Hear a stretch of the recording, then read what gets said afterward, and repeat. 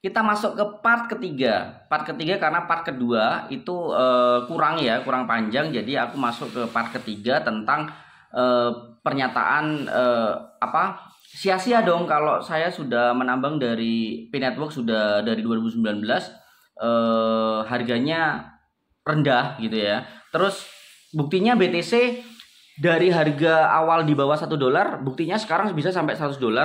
Kenapa nggak P-Network juga akan seperti itu? Nggak gitu konsepnya teman-teman. Nggak gitu ya. Karena konsep dari harga itu juga berpengaruh dari coin market cap sama supply beredar gitu teman-teman. Jadi nggak bisa jadi patokan kalau BTC dulu juga di bawah $1, sekarang $100.000. Kan Pi bisa seperti itu juga karena komunitas yang besar, utilitas yang baik, terus banyak hal yang mereka sampaikan, tapi tidak semudah itu. Nah, kita akan tunjukkan pada kali ini. Terus di part pertama itu saya ada kesalahan di mana coin supply dan market cap itu saya salah sebut, bukan juta tapi miliar ya. Terima kasih yang sudah ngingetin tentang miliar sama juta, tapi hitungannya sama kok. Nah, di sini kita ulangi lagi dan sekalian membandingkan apakah harga itu menentukan koin itu baik atau tidak, bagus atau tidak gitu ya. Jangan berpatok pada BTC doang, tapi patokannya ke koin-koin yang lain juga teman-teman. Biar kita punya pandangan bahwa harga itu bukan patokan kalau koin tersebut bagus atau tidak. Seperti contoh XRP dan BNB. Ya, contohnya XRP sama BNB. XRP itu harganya cuma $2 ya, BNB harganya $700, tetapi peringkat terbaiknya adalah XRP teman-teman, yang hanya $2. BNB $700 kok bukan berperingkat bagus ya. Nah, itu yang harus kalian pahami atau teman-teman pahami sekalian, bahwa harga bukan menjadikan patokan koin tersebut bagus atau tidak. Kenapa kok bisa seperti itu ya? Karena koin supply yang beredar itu berbeda teman-teman. Kenapa berbeda? Ya, kenapa berbeda? Tadi sempat kena itu ya, kena stop. Kenapa berbeda? Karena koin supply yang beredarnya itu berbeda teman-teman. Ya, ketika berbeda, saya ulangi, ketika koin beredarnya berbeda, itu sama seperti barang saat ini di keadaan umum deh. Ketika kamu punya Vespa zaman dulu yang masih bagus kinyis-kinyis dibandingkan motor sekarang, pasti lebih mahal Vespa. Karena barangnya tersedianya sedikit, lebih sedikit, maka semakin mahal.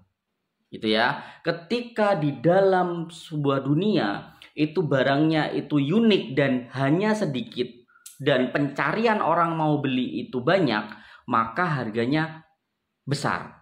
Tetapi ketika barang itu tersedia banyak, maka harga akan semakin turun. Sama seperti itu konsepnya.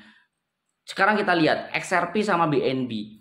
Supply yang beredar, kalau XRP itu miliar, tapi BNB itu juta, teman-teman. Ya, coba kita lihat ya. XRP di dalam detail. Supply yang beredar itu 57B, teman-teman. Nah, 57,41B atau 57,41 miliar koin yang beredar. Nah, dibandingkan dengan BNB hanya 144 miliar. Sehingga wajar tidak ketika BNB itu lebih mahal daripada XRP? Wajar karena sirkulasi supply-nya lebih sedikit daripada XRP. Gitu ya. Padahal dengan market cap hanya 100. Kalau XRP kalau nggak salah 200-an. Itu 200 miliar. BNB hanya 101 juta. Miliar, 11 miliar. Jadi beda jauh, beda jauh. Nah, sekarang kalau kita berpatokan seperti ini, bagaimana dengan Pi? Bagaimana dengan Pi? Pi itu punya pasokan total keseluruhan, ya. Pi itu punya pasokan total keseluruhan adalah 100 miliar. Pi punya pasokan keseluruhan 100 miliar. Nah, XRP punya pasokan keseluruhan juga 100 miliar. Harganya berapa? $2. Nah, tapi itu kan 100 miliar kan pasokan total, bukan termasuk supply yang beredar, karena kita membutuhkan kalau yang di part pertama kan kita membutuhkan supply beredar yang kita harus tahu. Nah, dari perkiraan saja, apakah mungkin dengan harga 100 dolar per pi nantinya mungkin harus apa? Berarti harus kapitalis pasar yang besar banget ya, dan supply beredar yang ya paling nggak mirip-mirip sama SRP lah. Cuman kita kan akan cari tahu nanti. Ya, agar 100 dolar berarti berapa? Ini kan 2 dolar, anggapnya kalau 2 dolar jadi 1 dolar berarti kan 139 atau 140 dibagi 2 berarti 70 miliar kan kapitalis pasarnya. Anggap saja supply beredar Pi itu sama-sama SRP ya, sama seperti SRP. Berarti kalau 1 dolar itu berarti sekitar 70 miliar dolar untuk membuat harga 1 dolar. Sehingga kalau Pi nanti kepingin 100 dolar berarti harus 70 miliar dikali 100. Maka akan menjadi price 100 dolar per Pi. Bayangkan ketika menjadi 300.000 dolar. Butuh berapa uang yang bisa masuk agar Pi itu menjadi nilai segitu. Nggak usah gitu deh. Semua kok market cap, semua kapitalis pasar di semua koin dijadikan satu, itu belum tentu masuk ke 300.000 dolar loh harganya. Nah, bagaimana itu? Itu akan di part-part berikutnya gitu ya. Paling nggak kalian harus tahu tentang itu. Nah, jangan tiba-tiba disamakan atau di apple to apple sama BTC. Nggak nyambung, teman-teman. Nggak nyambung. Sekarang BTC itu berapa sih koin supply beredarnya sehingga harganya 97.000 dolar per satu koin, dan dia peringkat 1. Itu kita harus tahu yang namanya koin supply beredarnya dulu ya. Koin supply beredarnya itu berapa? Kita lihat di sini. Nah, koin beredarnya itu cuma 20 juta ya, bisa dikatakan 20 juta. 20 juta koin. Nah, Pi Network itu punya miliar-miliar koin. Apakah masuk akal akan melebihi Bitcoin? Masuk akal jika ada kapitalis pasar yang melebihi Bitcoin itu 100 kali lipat. 1,92 T dolar. Triliun ya. Kalau memang bisa, wah, tapi uangnya siapa gitu ya. Investor sebanyak apa yang bisa sampai sirkulasinya yang sebesar itu dapat melebihi harga Bitcoin. Kayak gitu ya. Ini yang part ketiga. Nah, part keempat nanti kita akan cari sirkulasi supply-nya dari Pi Network. Itu datanya dari mana saja. Karena sirkulasi supply, saya ulangi, sirkulasi supply itu didapat dari yang tidak di lock, tidak punya tim atau core team. Contoh kayak koin yang dipegang core team 20%. Terus yang kita lock ya, yang kita lock tidak akan masuk ke dalam sirkulasi supply karena tidak bisa dijual. Terus mungkin ada investor ya dari luar, investor dari Pi Network sendiri ya, dari luar ke Pi Network sendiri, dia dikasih pegangan koin, itu nggak masuk ke sirkulasi supply, teman-teman.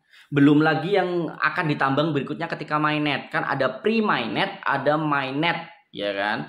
Penambangan pre-mainnet itu sebelum mainnet, berarti ada lagi yang penambangan supply penambangan untuk mainnet itu 45 juta yang penambangan setelah mainnet. Yang pre-mainnet yang atau saat ini itu ada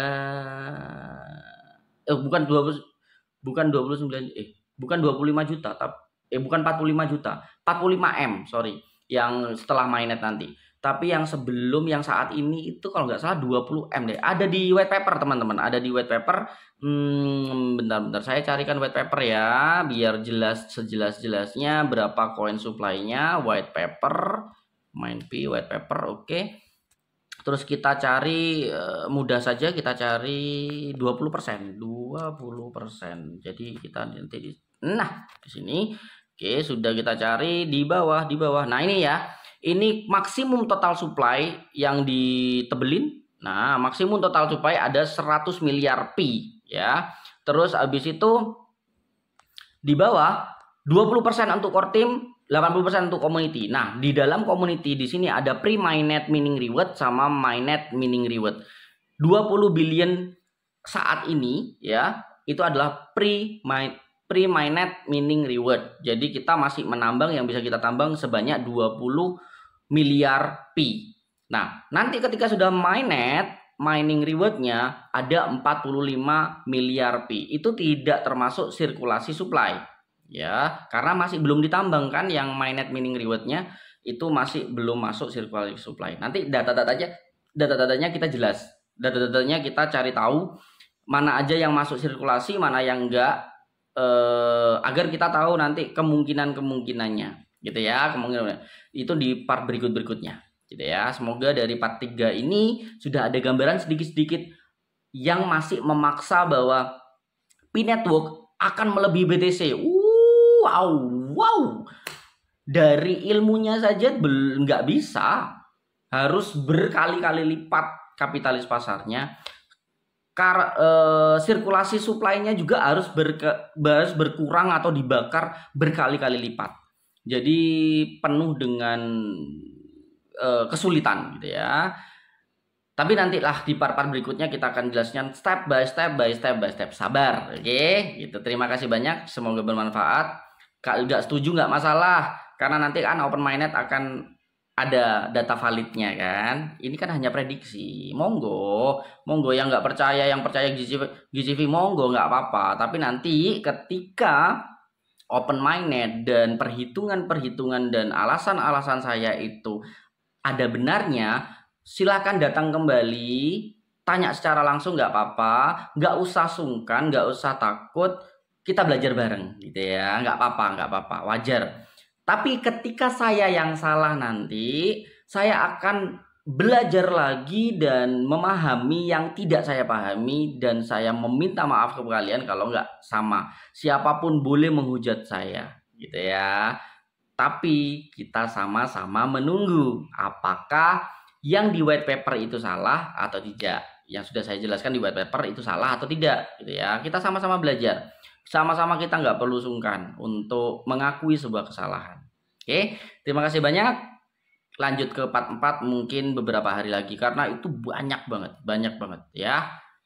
Bye bye.